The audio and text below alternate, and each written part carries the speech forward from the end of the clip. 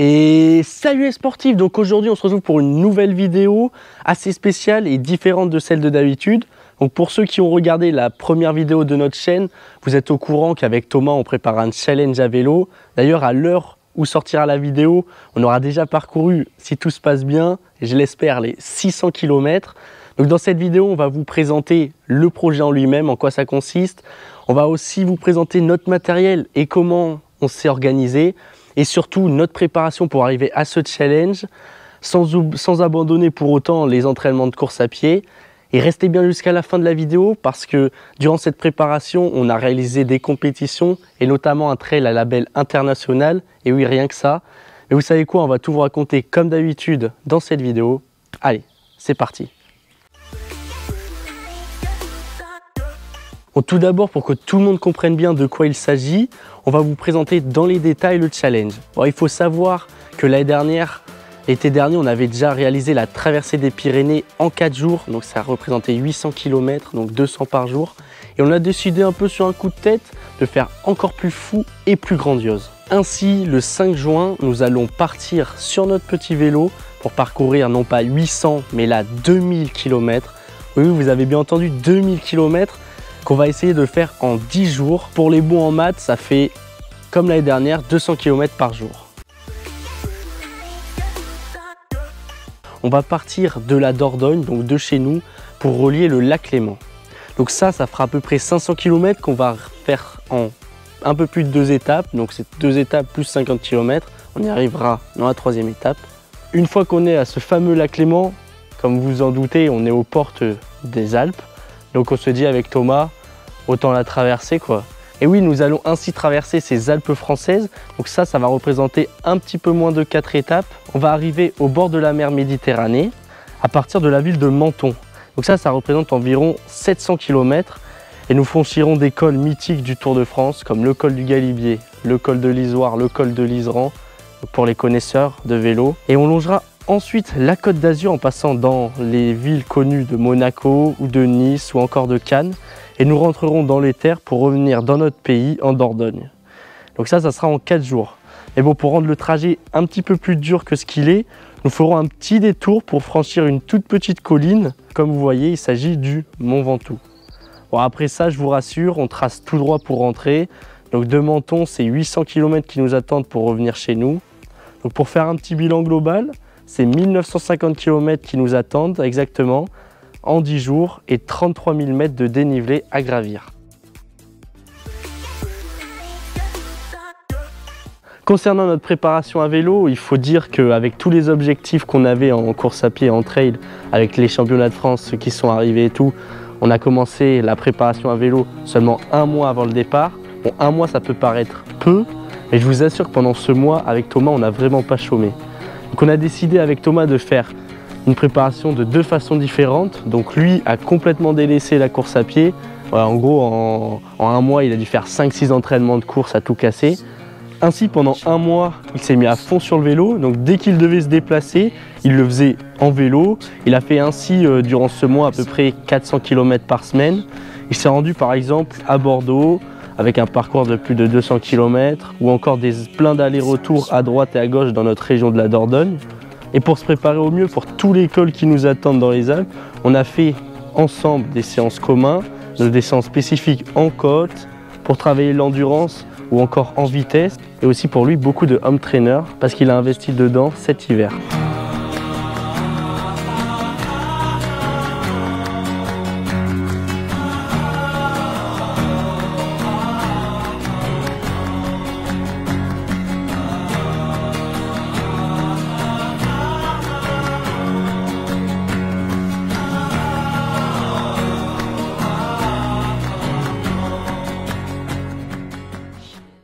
Bon, pour ma part, j'ai continué moi les entraînements de course à pied et j'ai ajouté ceux de vélo dans mon programme. Ce qui fait que pendant 1 mois, chaque jour, je doublais chaque entraînement. Donc c'est-à-dire que je faisais le matin un entraînement de course à pied et l'après-midi un entraînement de vélo.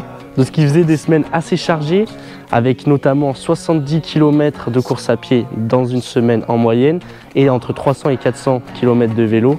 en moyenne dans la semaine. Donc il y a une semaine durant ce dernier mois de préparation où je suis allé faire une semaine de vélo et de trail à Chambéry. Bon, j'ai la chance d'avoir de la famille là-bas, donc autant en profiter. Niveau trail, il y avait une colline juste derrière sa maison, donc j'en ai profité pour la monter de tous les côtés et faire des séances de côte dedans. Et niveau vélo, j'ai pu durant cette semaine gravir de nombreux cols à vélo malgré le mauvais temps. Et je faisais à peu près des parcours entre 100 et 150 km. Et je me suis remis en jambes au début sur des petits cols. Puis en fin de semaine, j'ai attaqué des gros morceaux comme le col qui me semble être l'un des plus durs de France, donc le Mont du Chat, avec notamment ses 14 km à 9,2% de moyenne. Donc pour vous expliquer un peu les pourcentages, parce que vous avez sûrement déjà entendu, mais vous savez peut-être pas à quoi ça correspond, c'est que 9,2% sur 14 km, ça veut dire que chaque kilomètre, je gravis 92 mètres de dénivelé. Et avant de rentrer chez moi en Dordogne, je me suis inscrit un peu sur un coup de tête à une cyclosportive près de Lyon de 143 km pour voir physiquement où j'en étais. Cette cyclosportive avait lieu dans la périphérie de Lyon, dans les monts du Lyonnais. Donc comme vous voyez au départ, je me suis placé complètement à l'arrache parce que je suis arrivé en retard. Je me retrouve du coup pratiquement dernière ligne. Il faut dire aussi qu'il y avait un SAS élite comprenant au moins 150 coureurs alors qu'on était 600 participants. Donc vous l'aurez compris, le but du départ est de réussir à se replacer et c'est ce que j'arrive à faire très rapidement.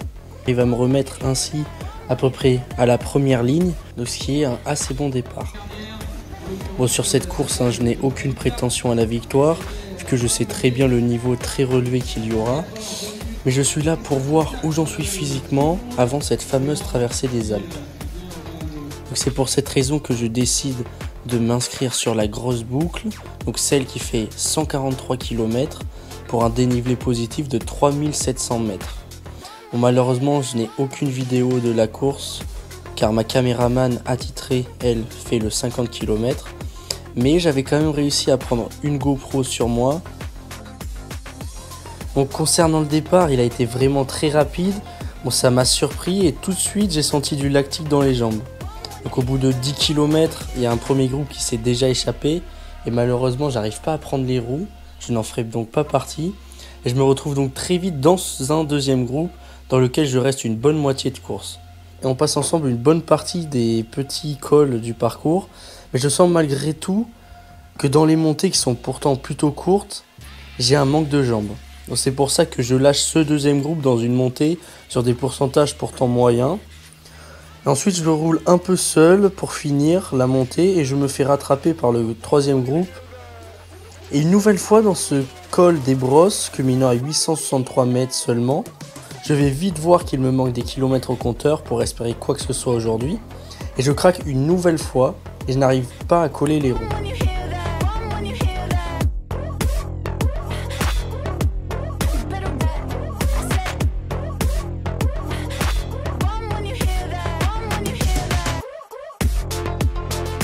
Ensuite vient une bonne partie en solitaire sur à peu près 30-40 km. Et sur ces 10 derniers kilomètres, je vois passer comme des fusées un quatrième groupe.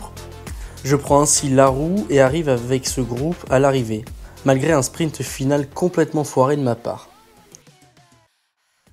Bon, pour faire un bilan plus synthétique de la course, j'arrive à peu près 4h50 avec une vitesse moyenne de 29,4 km/h exactement, ce qui reste une vitesse moyenne convenable et pas dégueu. Alors pourtant pendant la course j'avais l'impression de ne pas être bon et d'avoir des mauvaises sensations.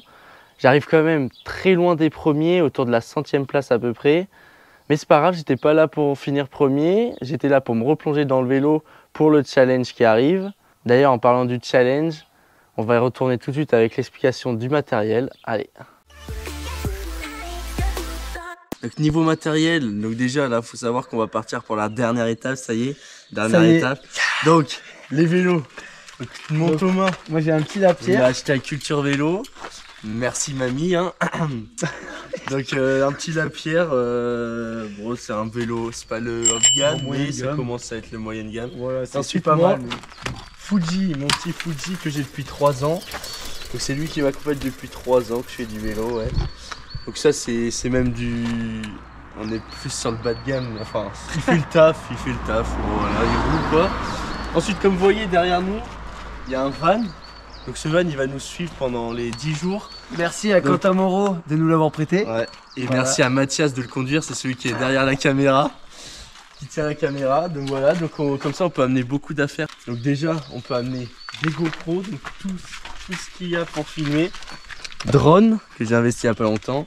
GoPro que j'ai sur moi. Donc la GoPro que Mathias a sur lui. Des micros. La Garmin pour pas se perdre, GPS le plus important. Une GoPro sur le vélo à Thomas qui s'est cassé, donc là il l'a plus mais c'était le principe. Ensuite on a toute la bouffe pour éviter de payer quoi que ce soit. Et ensuite derrière, donc on a le bordel de Valentin et Mathias. De Valentin et Mathias. Et sinon voilà, on a un vélo de rechange, des roues de rechange et toutes nos affaires. Et voilà. Surtout les affaires à Mathias qui prennent beaucoup de place. Voilà, exact. Nous avons un beau vélo, un rose et jaune. Mais bon, et voilà. Ensuite, niveau organisation. Bon, déjà, il faut savoir que le projet qu'on va réaliser coûte extrêmement cher. C'est pour ça qu'avec Thomas, on a essayé de trouver des sponsors désespérément. Le problème, c'est qu'aucune entreprise a voulu nous suivre. Mais on a quand même réussi à récolter un peu moins de 3 000 €. Du coup, je voudrais remercier tous nos partenaires, donc qui sont surtout nos clubs, le club de Saint-Thierry Triathlon, le club de tennis d'Exideuil, le club de foot d'Exideuil, le sport adapté de Clairvivre et enfin nos familles qui nous ont permis financièrement de pouvoir réaliser le challenge. Bon, une fois que la question financière était réglée, il ne manquait plus qu'à faire l'organisation. Du coup, avec Mathias et Thomas, on a décidé de faire plusieurs rôles. Donc pour ma part, je devais réaliser le tracé de chaque étape pour éviter qu'on se perde. Thomas, lui, était là pour gérer l'argent et la location des soirs. D'ailleurs, niveau location, on avait choisi de prendre des Airbnb pour le confort et pour avoir accès à une cuisine pour faire nos repas le soir. Et Mathias, lui, essayait un peu comme il pouvait de gérer le van. Il servait aussi à faire les courses et à gérer aussi l'installation des soirs vu qu'il arrivait avant nous. J'osais pas trop le dire, mais il était surtout là à notre disposition au cas où si on avait un pépin. Voilà, vous savez tout, j'espère que j'ai été clair, que vous avez tout compris sur le challenge. La vidéo de ce challenge sortira durant l'été. Nous, on se retrouve dans 15 jours pour une vidéo sur le trail à label international qu'on a réalisé le 27 mai pendant la préparation de vélo avec Thomas. Merci, allez, ciao!